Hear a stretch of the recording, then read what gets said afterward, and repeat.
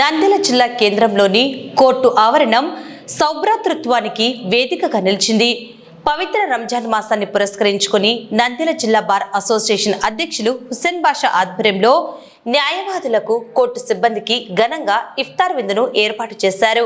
ఈ కార్యక్రమానికి ముఖ్య అతిథిగా 3వ అదనపు జిల్లా జడ్జి అమ్మన్న రాజా హాజరయ్యారు. వారితో పాటు పలువురు గౌరవ న్యాయమూర్తులు కూడా ఈ వేడుకలో పాల్గొని ముస్లిం సోదరులకు రంజాన్ శుభాకాంక్షలు తెలియజేశారు.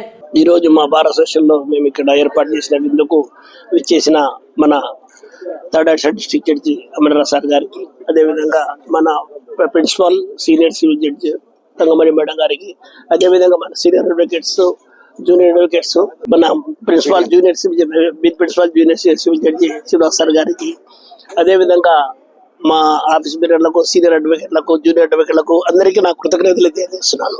ఈ రోజు నంద్యాల బార్ అసోసియేషన్ సభ్యులు ఈ రంజాన్ పవిత్ర మాసంలో ఇఫ్తార్ విందు అరేంజ్ చేయడం జరిగింది. ఈ యొక్క ఇఫ్తార్ విందు అనేది మత సామరస్యానికి ప్రతీక. ముస్లిం సోదరులందరూ కూడా పవిత్ర రంజాన్ మాసంలో ఉపవాసంతో ఉండి ఉపవాస దీక్ష ఈ ఇఫ్తార్ విందు తోటి విరమించడం జరుగుతుంది.